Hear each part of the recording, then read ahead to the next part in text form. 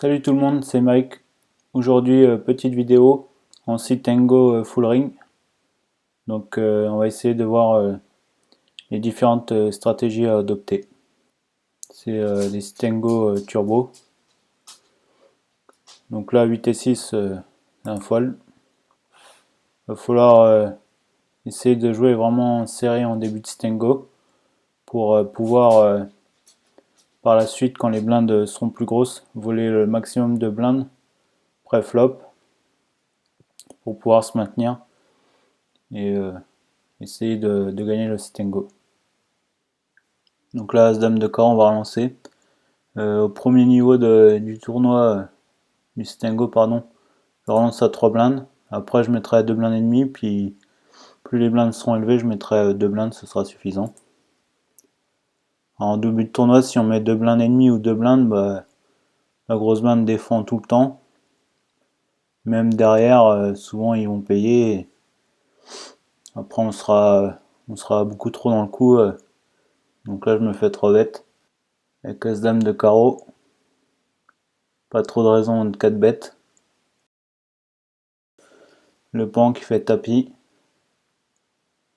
Bon là, c'est sûr que y en a au moins un des deux qui a As-Roi, minimum. Je pense. Donc là, je vais folder. En début de Sit-and-Go, il n'y a aucune raison de y aller.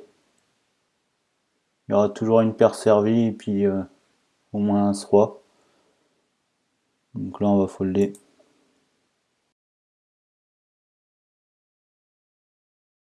Paire de Roi, paire de 7.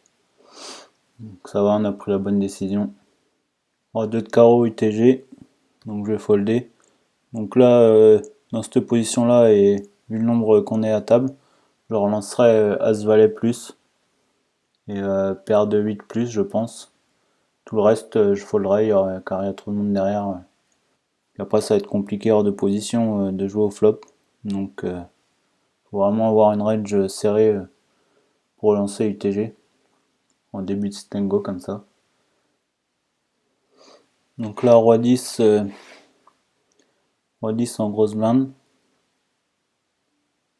Donc là, il a mis que le double de la main, donc je vais défendre ma blinde avec Roi 10. C'est quand même une belle main. Donc là, le flop, il est pas trop avantageux pour ma main. J'attends de voir que Georges va faire son sizing. Ouais, je vais folder, il va y avoir. Même si la hauteur as, il est devant moi, donc pas trop de move à tenter. Donc là, paire de rois au bouton. Georges qui limp.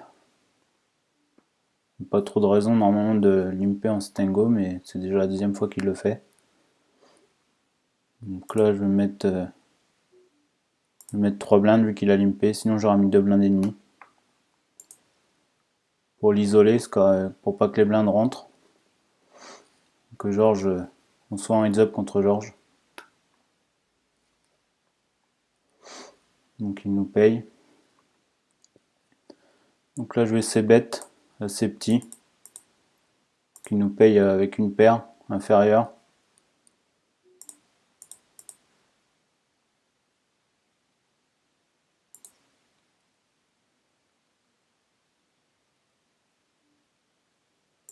Bon, il paye même pas.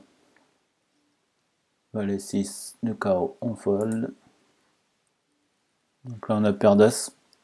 Avant on touche de bonnes cartes, après paire de roi, paire d'as. Donc là je vais mettre 2 blindes et demi. Quand je suis assez loin quand même en position. J'aurais été au cut-off ou au bouton, j'aurais mis 2 blindes, mais là, mettre 2 blindes et demi. Voilà. On prend que les blindes avec paire d'as. Dame 7, on fold. Donc là, As-4, suité UTG, on fold. J'avais pas fait attention aussi avec paire d'as que le niveau avait augmenté, du coup j'avais que 10 blindes. J'aurais pu faire tapis, mais bon, je pense que ça n'aurait rien changé, mais bon, même avec paire d'as, avec 10 blindes, on peut faire tapis. Pour être payé plus facilement, qui nous croit avec un jeu moins fort que les as. Mais bon, je pense que là, ça aura rien changé. Donc là, la moyenne est passée à même pas 10 blindes. 9 blindes de moyenne, donc là, il va falloir essayer de voler le plus de blindes possible pour se maintenir son stack, ou l'augmenter un peu avec les blindes si on arrive à en prendre plusieurs.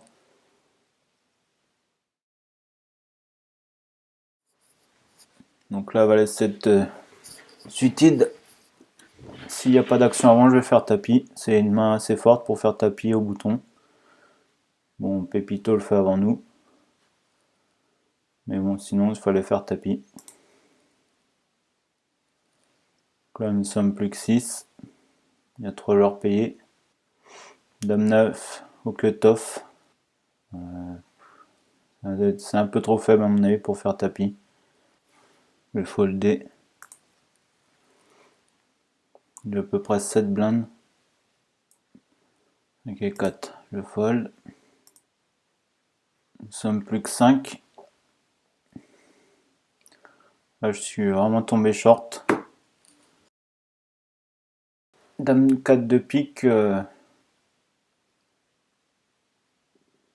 peu limite pour aller même avec 5 bébés. Donc là, il va falloir toucher une main. Roi dame, donc c'est bon. On foldera pas.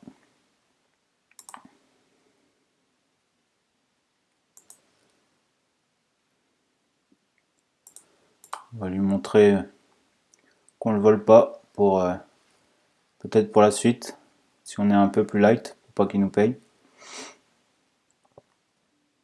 Donc là, valet 10, pareil. Au bouton, c'est tapis.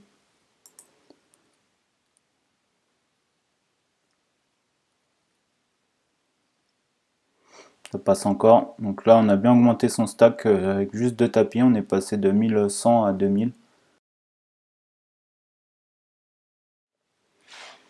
Donc, valet 9, c'est un peu trop léger pour faire tapis UTG. Valet 9 suité, peut-être qu'on peut le faire, mais... Donc là, paire de 2. Là, 5 blindes. On va jouer un con flip. Bon, voilà, on peut plus y aller maintenant.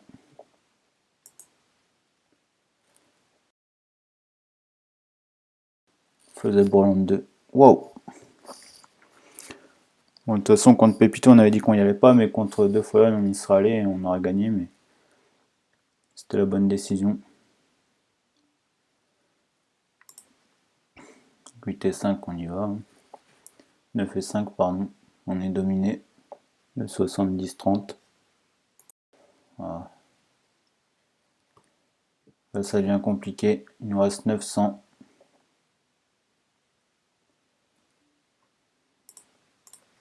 Allez, 8, obligé d'y aller. Payé par dame 2. Ça va, j'ai quand même 40% d'équité. Et non. Dommage. Donc, 5ème.